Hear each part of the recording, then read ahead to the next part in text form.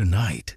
On Lurking Moon, 5 emergency calls that should have ended with police reports, routine dispatch notes, and ordinary explanations.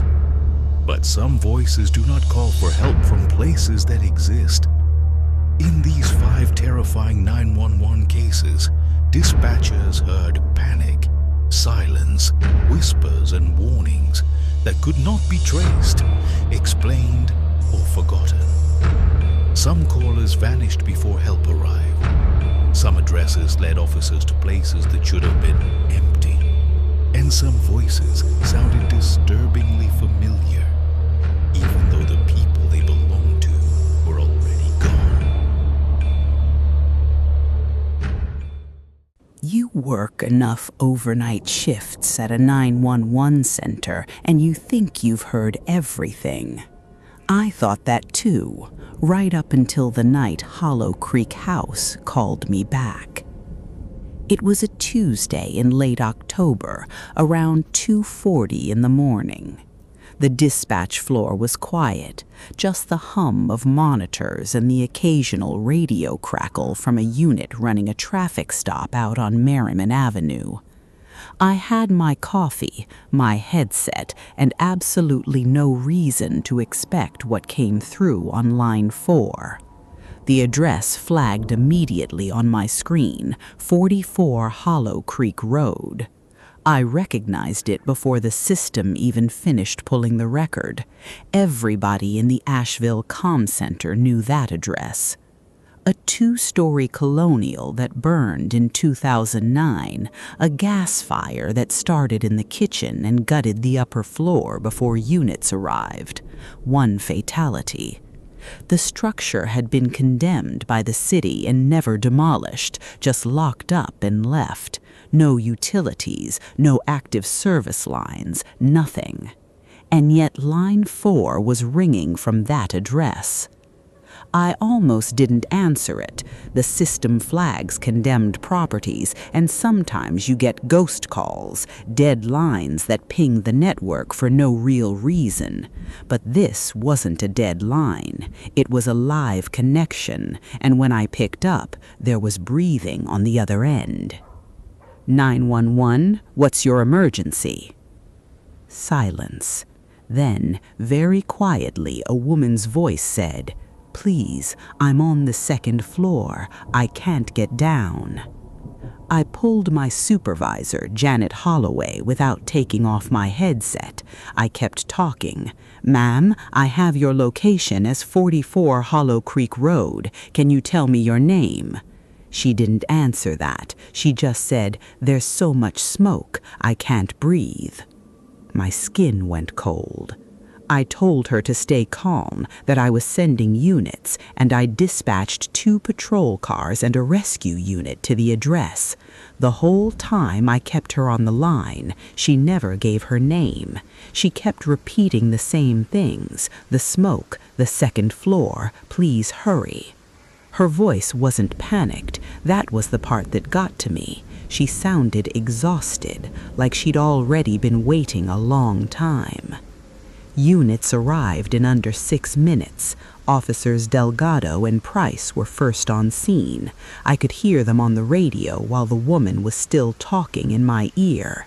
Delgado called it in immediately. No forced entry, no broken windows, padlock on the front door still intact. They breached it anyway, standard welfare check protocol. Price keyed up about 40 seconds later. "Dispatch, structure is cold and clear. Over." I looked at my screen. The call was still active. I said, "Ma'am, officers are inside the building right now. Can you hear them?" She said, "It's so hot." Delgado walked every room. He confirmed no power, no phone infrastructure. The junction box had been removed when the property was condemned. There was no physical way for a landline to be active in that building, and yet I was holding a live call from it. Then I heard it. In the background of the call, faint, Layered underneath the woman's breathing, there was a crackling sound, low and steady, like something burning. I've worked that floor for 9 years. I know what fire sounds like on a call. I've taken calls from people standing in their kitchens watching their curtains go up. That sound was fire. Not a recording, not interference, fire, the slow, patient kind that's already found its footing and isn't in a hurry anymore. The building was cold. Price said the floor temperature was probably in the low 50s. No heat source, no smoke, no ash that wasn't 15 years old. The call dropped at 2:58 a.m., 18 minutes after it came in. The woman didn't say goodbye. There was no click. The line just went flat, the way a call goes when service is interrupted. The technical team pulled the logs the next morning. The call originated from the physical address. No cell tower handoff, no VoIP masking. It came from inside that building, the same way your call comes from your kitchen phone. They had no explanation, neither did I. What I do know is that the fatality from the 2009 fire was a woman in her early 30s. She was found on the 2nd floor. The fire marshal's report said she was likely incapacitated by smoke before the flames reached her. Her name was never released to the public. I looked through everything I could access and never found it. I still work overnights. I still answer line 4. And every time a call comes in from an address I don't recognize, I pull the property record, because the night I didn't, a dead woman asked me for help I couldn't give her. The case is still open. The call logs are still in the system. And 44 Hollow Creek Road is still standing.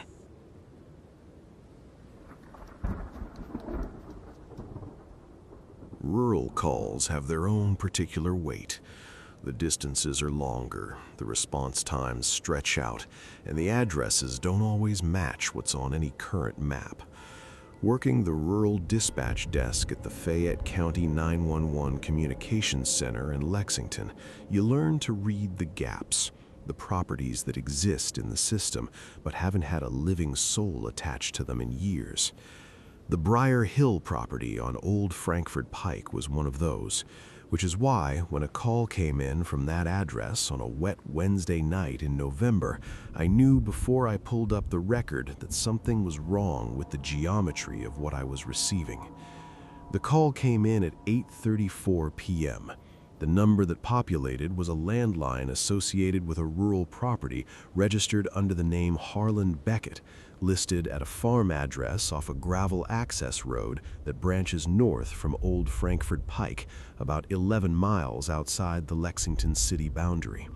I pulled the property file while the line was still connecting. The account showed a telephone service termination date of March 2009. Harlan Beckett, the registered owner, had died in February of that same year. The property had passed through 2 brief ownership changes and had been sitting vacant and tax delinquent for the better part of a decade. The line opened, and I gave my standard greeting. The voice that answered was an older man, unhurried, deliberate, the kind of voice that belongs to someone who has spent a lifetime outdoors and doesn't waste words. "There's a fire out at the Beckett place," he said. "Structure fire, the old equipment barn on the east side of the property. It's going." I started typing. "Sir, can I get your name and your current location?" "Don't send him up the main drive," he said, as if I hadn't asked anything. "The bridge over the creek at the bottom of the hill won't hold. You send him around to the county road access on the north side. Come in from Peaks Mill Road." I asked again for his name. "Don't use the main drive," he repeated. "Tell them that before they go." The line disconnected. I had a barn fire and a specific, detailed routing instruction from a voice on a phone line that had been inactive for 15 years. I dispatched Fayette County fire units to the Beckett property, and I relayed the routing instruction exactly as it had been given. Come in from the Peaks Mill Road access on the north side. Avoid the main drive. I flagged it as unverified caller guidance and noted it in the dispatch record. What happened next is documented in the incident report filed by Engine Company 7 and verified by the shift supervisor. Deputy Craig Harmon, who was running parallel to the fire response to confirm the scene, took the main drive. He told me later he had heard the routing advisory, but the main drive was the most direct approach, and he made the call to take it. He was in his cruiser, not a heavy apparatus, and he figured the weight concern didn't apply to him. He stopped 40 yards short of the bridge.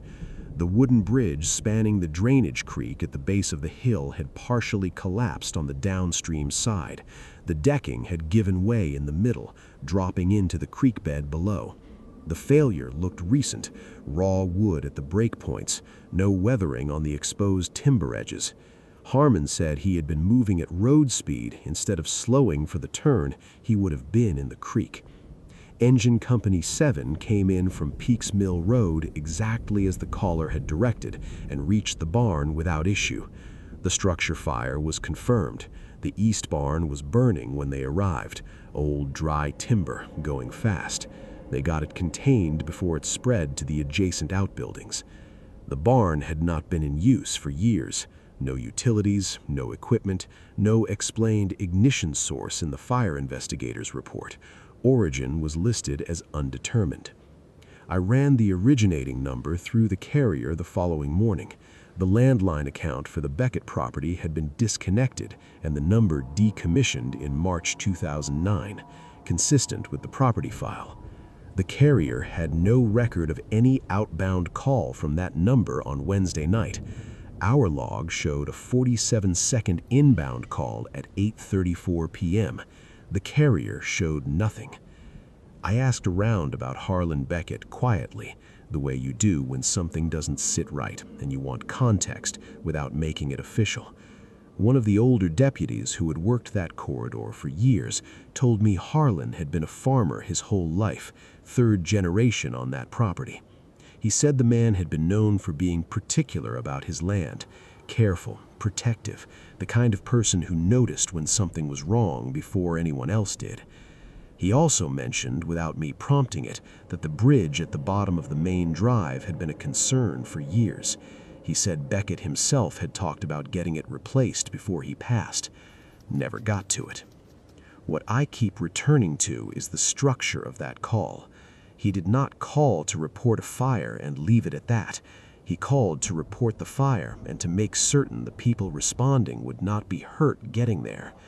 The warning about the bridge came before I had even dispatched anyone, before any unit was rolling, before any routing decision had been made. He anticipated the response, and he adjusted for it.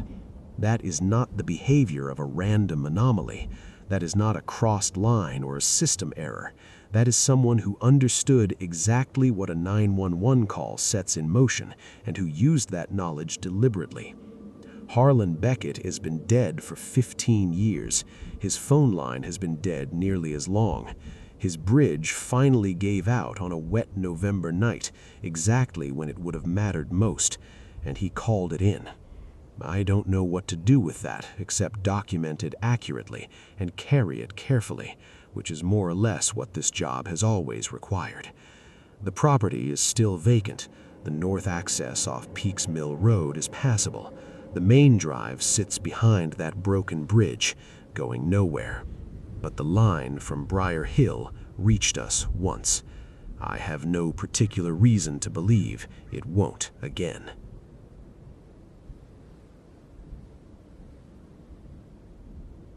Savannah is the kind of city where history sits close to the surface, where the old and the present share the same sidewalk without much separation between them. I had worked police communications for the Savannah PD long enough to know that calls from the historic district required a different kind of patience. Tourists, ghost tour crowds, the occasional vagrant moving through the squares. What I was not prepared for on a Thursday night in September was a call from a man using formal police report language to describe suspicious activity near Bonaventure Cemetery. A call that came from a number that belonged to a sergeant who had been dead for 11 years and was buried in that same cemetery. The call came in at 9:52 p.m. The number that populated was a landline, Savannah area code. The man who spoke did not sound like a distressed civilian. He sounded like law enforcement, not because he identified himself that way immediately, but because of how he constructed his sentences. Measured, sequential, the kind of report delivery you hear from someone who has filed hundreds of them. This is to report suspicious activity in the vicinity of Bonaventure Cemetery, east boundary along Bonaventure Road. I'm observing 2 individuals on foot conducting what appears to be unauthorized entry through the iron fencing on the north section. One subject is carrying equipment consistent with bolt cutters. Activity is ongoing. I started typing. "Sir, can I get your name and your current location?" "Subjects are moving northeast along the interior perimeter," he continued, as if completing a thought. "Probable destination is the older section near the river boundary. You'll want to move quickly on this one." "Sir, I need your name for the record." A brief pause. Then, formally, "Sergeant Raymond Cowter, badge 714. I ran the name while I queued a unit to Bonaventure Road. The record that came back stopped me mid-keystroke. "Raymond Allen Cowter, Savannah PD, retired. Date of death, October 3rd, 2013. 11 years. His badge number, 714, was listed in the department's retired personnel archive, with a notation marking it as permanently decommissioned out of respect following his passing.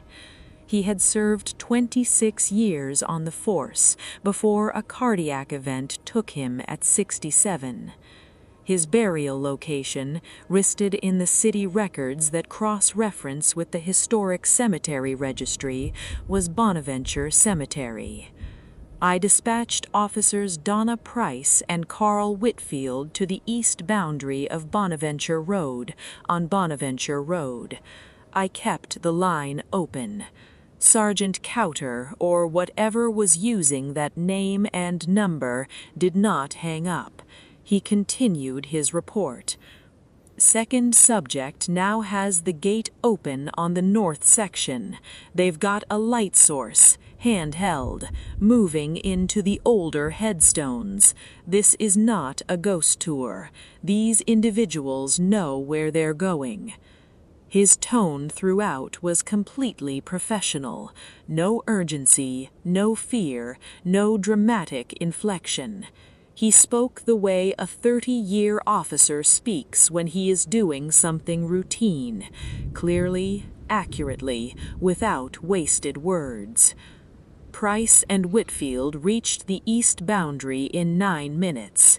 Price radioed back almost immediately. "Dispatch, we've got 2 subjects on foot inside the north section of Bonaventure. They've got a bolt cutter and what looks like a duffel bag. They're running." Both subjects were apprehended inside the cemetery within 4 minutes. What they had in the duffel bag was the part that made the incident report unusual beyond the call itself. They were carrying 3 cast iron grave markers, antique, removed from headstones in the older section near the Wilmington River boundary, exactly where Sergeant Cowter had said they were headed. Cemetery artifact theft. a problem that has plagued Bonaventure for years, given the value of its historic ironwork. I called Price after her shift. I asked about the tip that sent them there. I told her the basics, that we had received a call reporting the activity. She asked who called it in, and I told her I would have the supervisor follow up on the source. I did not tell her over the radio what I had found when I ran the number. The landline traced to a residential account on Waters Avenue that had been closed following Raymond Cowter's death in 2013. The number had been decommissioned and not reassigned. The carrier confirmed no outbound activity on the line for a decade. Our log showed a 4-minute and 18-second inbound call at 9:52 p.m. The carrier showed nothing on their end. I pulled Cowter's service record the next morning through the department archive. He had worked the Savannah PD's East Side patrol corridor for the majority of his career. Bonaventure Cemetery and the surrounding neighborhood had been part of his regular beat for nearly 15 years. The older section of the cemetery near the Wilmington River boundary, the section where the theft was occurring, was an area he would have known well. He apparently still does. What I find myself unable to dismiss is the language. Anyone can call 911. Not everyone calls in the structured sequence of an experienced officer filing a verbal report. That is a learned pattern. It belongs to a specific professional background and a specific era of policing in this city. Raymond Cowter spent 26 years building that pattern. The 2 men arrested that night were charged with theft of historic property. The grave markers were recovered and returned. The case closed cleanly. What did not close cleanly is the call log entry with badge 714 attached to it, sitting next to a name that belongs to a headstone on the northeast side of Bonaventure Cemetery, not far from where his former beat ended and where apparently some version of his watch continues. I have driven past the cemetery twice since that night without meaning to take that route. Both times I kept my eyes on the road.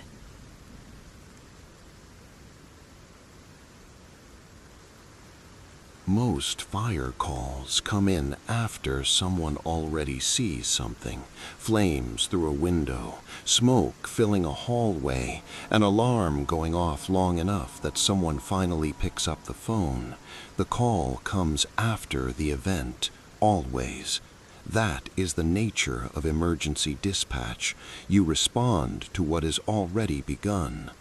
What happened on a Thursday night in October, working fire dispatch out of the Boise Fire Department Communications Center on South Cole Road, broke that principle cleanly and explicitly. A call reporting smoke inside an apartment building that arrived before any fire existed, from a unit that had been vacant for 6 weeks. The call came in at 10:23 p.m. The address that populated was the Ridgemont Apartments on West Overland Road, a 3-story residential building in southwest Boise. The caller was a woman, older, unhurried. She said there was smoke in the second-floor hallway and that it was getting heavier. She said residents needed to get out. I started my standard intake. "Ma'am, can you confirm your unit number and whether you're inside the building?" "Unit 204, she said. "The smoke is coming from the utility room at the east end of the second floor. Someone needs to check the electrical panel. It's in the wall behind the dryer hookups." the level of detail was specific enough that I logged it verbatim while I got Engine Company 3 rolling. Specific details in a fire call matter. They tell you where to go first and what you're looking for. I flagged the electrical origin point and the utility room location in the dispatch notes and sent the crew in with that information.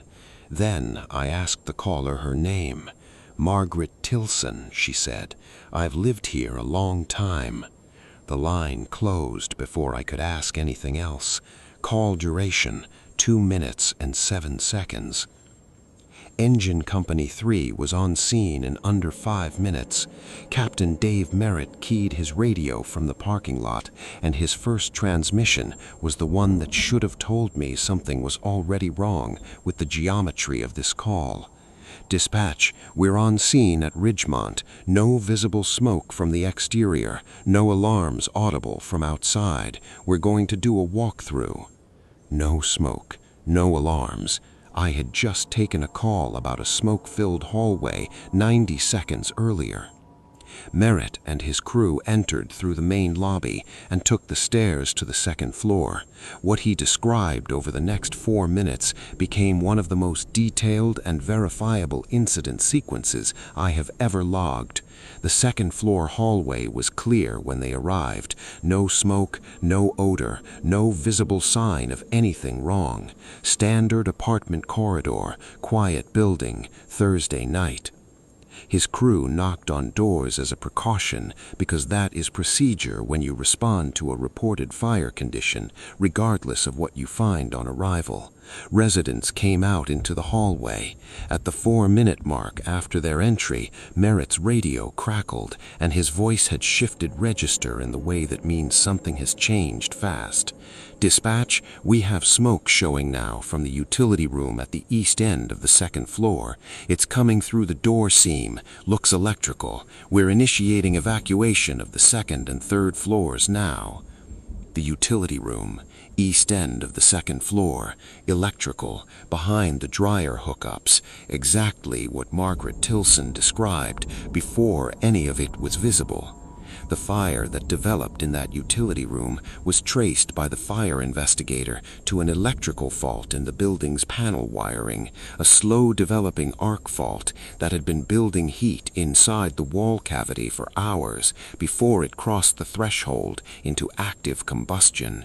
The investigator told me afterward that the nature of that specific fault type meant it would have been completely undetectable without thermal imaging equipment right up until the moment it ignited. No smoke, no odor, nothing, and then within minutes, a utility room fully involved. The residents of the second and third floors were in the parking lot before the smoke was visible in the hallway. Merritt's crew had pulled them out during that 4-minute window between their arrival and ignition, based entirely on protocol triggered by a call that described conditions that did not yet exist. 18 residents evacuated, no injuries. I ran Margaret Tilson through the building's tenant records the following morning through the property management company.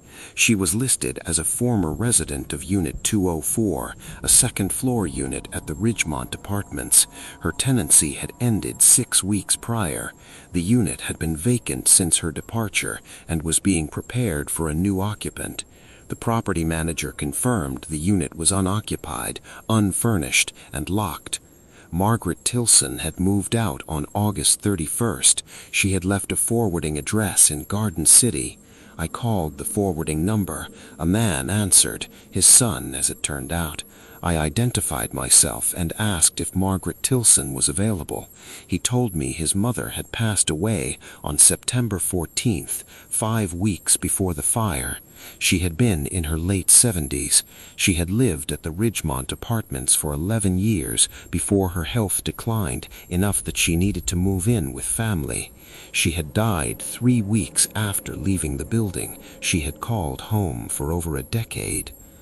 And 6 weeks after her death, she called that building in from a phone line attached to an empty unit, described an electrical fault hidden inside a wall with precision that no outside observer could have possessed, and her call put Engine Company 3 in that hallway early enough to get 18 people out before the fire caught. I have no explanation for how she knew. I have no explanation for how the call was placed. The phone line for Unit 204 had been deactivated at service termination in August. Our log shows the call. The carrier shows nothing. What I know is that Margaret Tilson spent 11 years in that building. She knew the utility room at the end of the hall. She knew the electrical panel behind the dryer hookups. She knew her neighbors. And when something went wrong in the place she had lived for over a decade, she made the call. Merritt told me weeks later over coffee that he had never pulled an entire floor of residence before a fire was visible. He said it felt like the right thing to do when they arrived, given how the dispatch notes read. He said the specificity of the electrical detail was what made him take it seriously. I told him the call came from a good source. I left it at that. What I have not left behind is the question that followed me home that night and has not fully let go. If Margaret Tilson called in the Ridgemont fire from a vacant apartment 5 weeks after she died, then she was watching over that building the way she apparently always has, which means she may still be watching. And the next time something goes wrong on West Overland Road, I will not be surprised if the call comes in before the smoke does.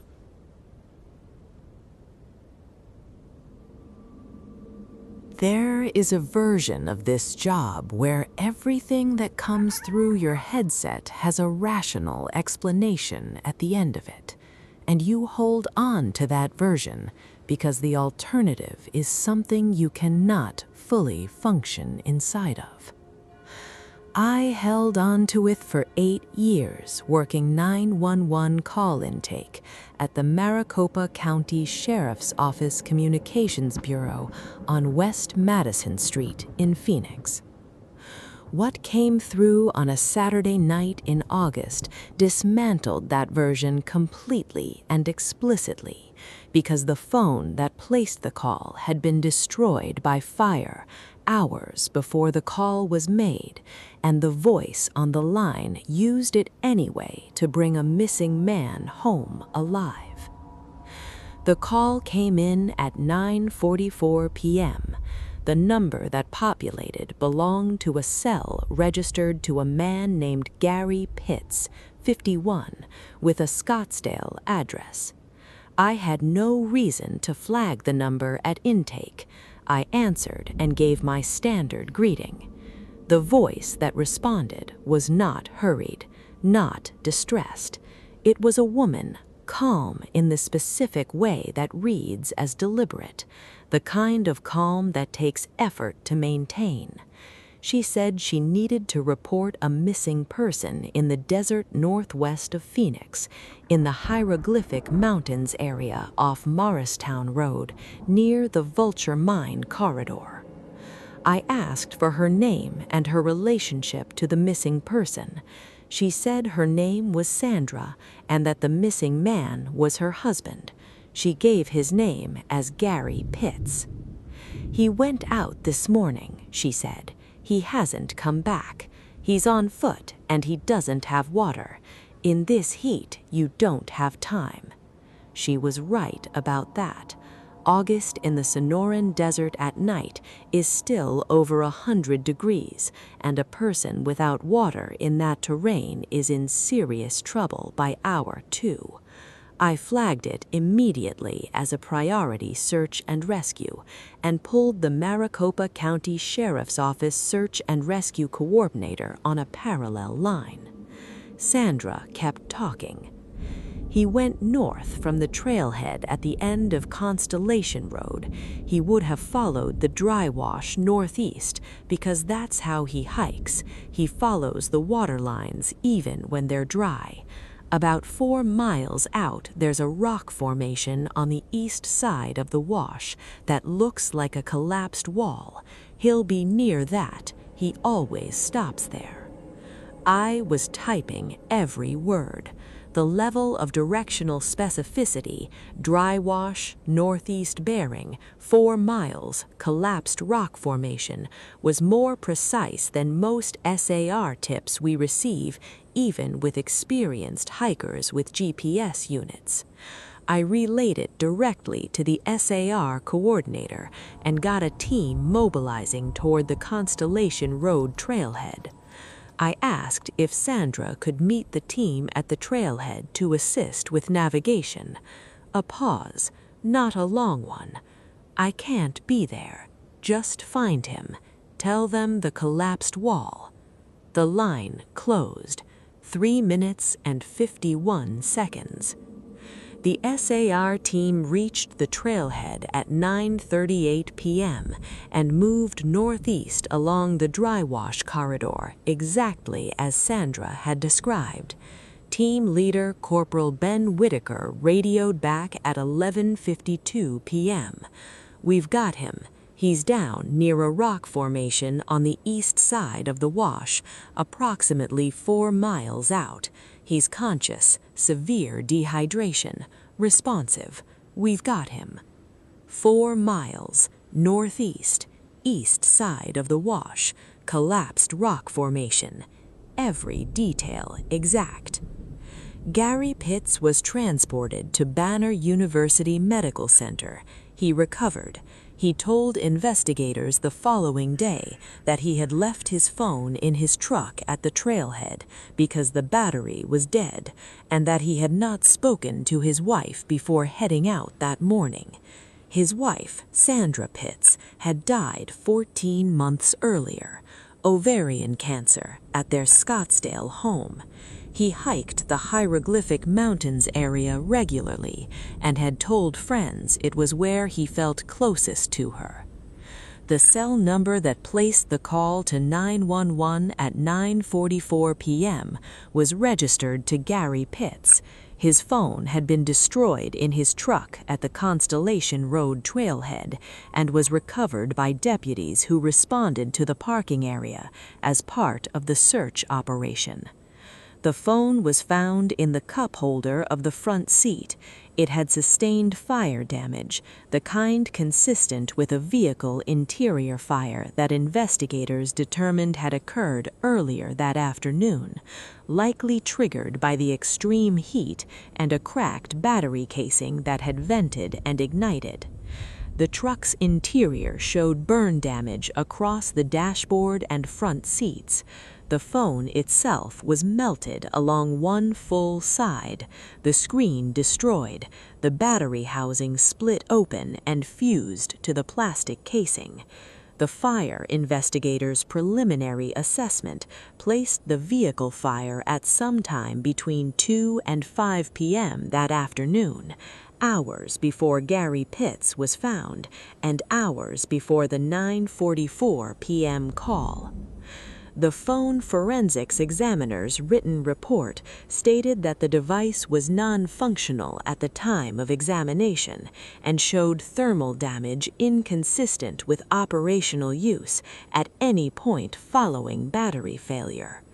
Damage pattern indicated the battery had fully discharged and subsequently vented before the fire, meaning the phone had no power source at any point during or after the vehicle fire. No power, melted casing, battery gone. 3 minutes and 51 seconds of a woman's voice giving coordinates that saved her husband's life. I have gone over the audio from that call more times than I should admit. Sandra Pitts sounds the way someone sounds when they are doing the last important thing they have left to do. Focused, unhurried, making sure every detail lands correctly. She knew the dry wash. She knew the 4-mile mark. She knew the collapsed rock formation because she knew how her husband hiked, and she knew him the way you know someone after a long life spent paying attention. The carrier confirmed no outbound activity from that number after 6 a.m. that day, consistent with battery failure prior to the vehicle fire. Our log shows the call at 9:44 p.m. Nobody has explained the gap. Gary Pitts was asked about the call during his hospital recovery. A detective handled it carefully, not leading. Pitts listened to the audio once. He did not say anything for a long time. Then he said quietly, "That's Sandy." Not that it sounded like her, not that it resembled her voice. He said, "That's Sandy," the way you identify something that belongs to you without any doubt at all. I filed my incident report. I documented everything. I marked the call source as unverified and flagged it for technical review. The review produced no findings. The case closed with Gary Pitts alive and the origin of the call unexplained. Sandra Pitts has been dead for over a year. His husband's phone was destroyed before she placed that call. The desert out past Morristown Road does not care about either of those facts. And I have worked the intake desk every shift since, answering every call the same way, waiting for the line to open, knowing now that it doesn't matter what condition the phone is in. If someone needs to make that call badly enough, the call gets made.